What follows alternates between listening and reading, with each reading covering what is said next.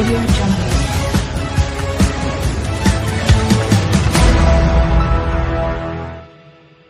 Perkara yang amat penting. Kerana kalau kita lihat Transparency International, memang dari segi persepsi rasuah, indeks persepsi rasuah, Malaysia telah merosot kepada tanggal 62. Dan di antara isu yang bangkit selain daripada YNDP yang saya akan sebut nanti, ialah isu Pesuruhjaya SPRM, di mana beliau telah bohong, telah menipu bahawa perdagangan saham yang dia lakukan bukanlah sebagai proksi bagi pihak adiknya. Tidak, dia cakap, oh itu saham berjuta-juta ringgit dan berjuta-juta saham bukan untuk dia sendiri, tapi dibenarkan sebagai proksi oleh adiknya. Ini telah pun disiasat oleh Suruhanjaya Security yang mendapati bahawa Pesuruhjaya Tan Sri Azam Baki bohong. Sebenarnya dia yang uruskan, yang kawal dan kuasai akaun sahamnya, bukan dikuasai atau dikawal oleh adiknya sebagai proksi. Macam mana seorang Pesuruhjaya boleh bohong macam ini? Bolehkah beliau berikan satu penjelasan penuh tentang perkara ini dan juga punca dan sumber kewangan yang membolehkan dia mendagangkan atau menjual beli berjuta-juta ringgit punya saham? Itu saya rasa satu perkara berkepentingan awam. Lebih lagi bila dia bertugas sebagai Pesuruhjaya SPRM yang sepatutnya melawan penyalahgunaan kuasa, tapi nampaknya beliau sendiri yang buat yang lakukan kesalahan semikian. Jangan jadi harapkan pagar jaga padi, sebaliknya pagar makan padi. Dan berkaitan dengan skandal 1MDB, kita harap perkara ini boleh diberikan perhatian yang sewajarnya.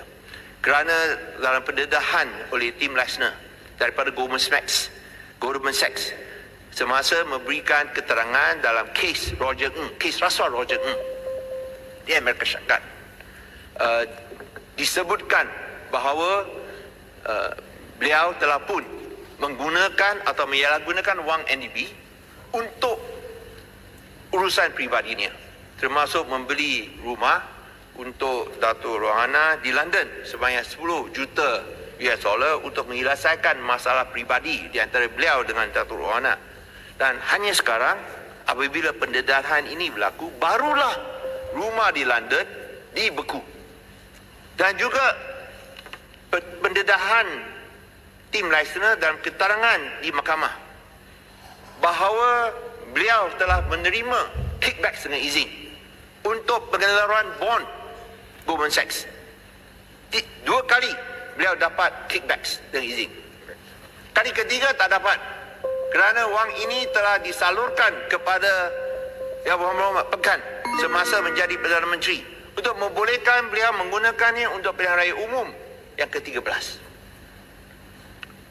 Dan beliau juga berjumpa sendiri dengan mantan Perdana Menteri dan berurusan berkali-kali dengan 2 setiausaha pribadinya. Itu satu perkara yang serius. Itu satu pendedahan baru. Kita nak tahu, adakah SPRM akan menyiasat dan meminta Yang Berhadapan balik kepada SPRM untuk memberikan keterangan tentang perkara ini? Adakah mereka akan memeriksa dan menyiasat Yang Berhormat Pekan? Saya rasa itu satu perkara penting. Jangan hanya siasat yang lain-lain. Watak utama mestilah diberikan keutamaan dan disiasat juga. Dan di samping itu, saya pun nak tanya sekali lagi. Wabi minta rumuskan, Wabi. Ya, saya minta banyak sikit.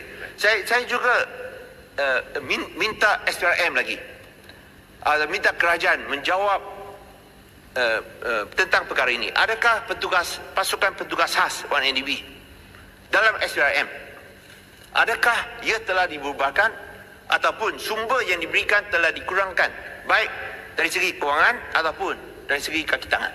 Ini saya rasa sesuatu perkara yang harus diberikan jawapan, kerana ada ramai wakil rakyat yang ambil berat tentang skandal ini, di mana ia melibatkan wang sebanyak 51 bilion yang hangus sama sekali. Yang Berhormat Menteri Kewangan Senator Tengku Zafrul sendiri menyatakan hutang legasi ini adalah satu mimpi ngeri untuk Malaysia yang harus dibayar dan ditangani.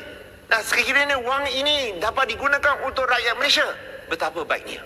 Dan termasuk juga ada beberapa ahli parlimen yang sering menyatakan tentang perkara ini dan harap perkara ini dapatlah diambil tindakan. Termasuk Presiden Parti Tuan Yang Dipertua selalu menekan tentang perkara ini. Dan saya rasa perkara ini harus diberikan perhatian yang sewajarnya.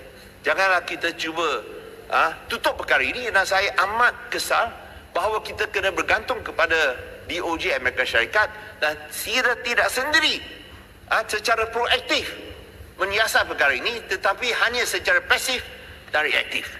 Akhirnya ialah tentang perlunya kita berpegang kepada aspirasi dan juga hasrat mulia perlembagaan Malaysia, di mana perlembagaan Malaysia, perlembagaan persekutuan adalah untuk menjaga semua rakyat.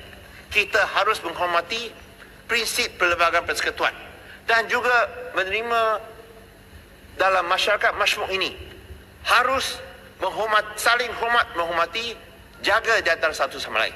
Di sini saya sekali lagi harap bahawa semua pihak, semua kerajaan negeri, semua pihak boleh menghormati prinsip perlembagaan, di mana dinyatakan bahawa seseorang anak adalah diputuskan baik dari segi agamanya ataupun penjagaannya harus diputuskan oleh kedua-dua ibu bapa, dan ini pun telah ditetapkan oleh Mahkamah Persekutuan. Oleh itu saya harap perkara ini dihormati supaya bukan sahaja jaga harmoni rakyat, tetapi menghormati asas dan juga syarat-syarat yang ditetapkan dalam perlembagaan persekutuan. Dan di sini saya sekali lagi meminta Yang Berhormat Menteri Kewangan pastikan bahawa kita berikan bantuan yang sewajarnya kepada rakyat. Kita jangan hanya bergantung kepada MOU di mana 45 bilion telah disalurkan. Apa yang diterima oleh rakyat sebahagian besar daripada MOU di mana 45 bilion pun telah diberikan. Dan pentingnya bahawa peruntukan yang sewajarnya diberikan kepada sekolah-sekolah. Kita tahu bahawa isu pembinaan sekolah Cina dijadikan isu oleh pihak MCA. Saya harap mereka harus berikan peruntukan yang sewajarnya. Berhormat. Kita memang masih dah taman ya. Sikit saja. Sikit saja. Kalau kita ikut peraturan, sikit saja. ikut peraturan. Injury time. Saya minta Ibu Mat Bagan juga untuk menjelaskan isu ini, kedua-dua isu ini yang telah dibangkitkan oleh Yang Berhormat.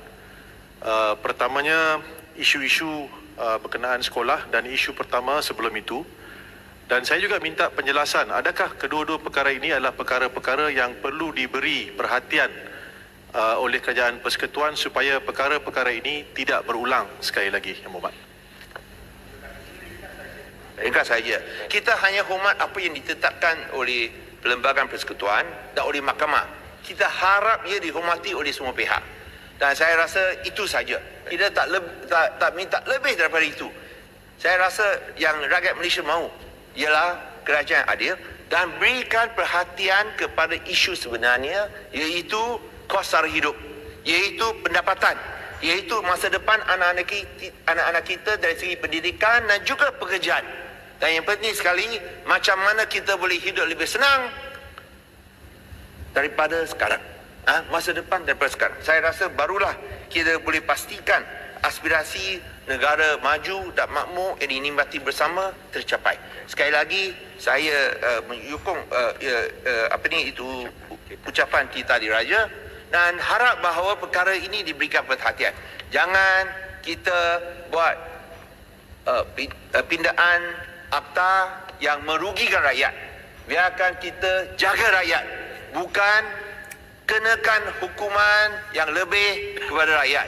Kalau tidak, saya sekali lagi menyatakan tarik balik Akta Pencegahan dan Pengawalan Penyakit Berjangkit. Kalau tidak, kita akan menentangnya berhabis-habisan. Sekian, terima kasih semua.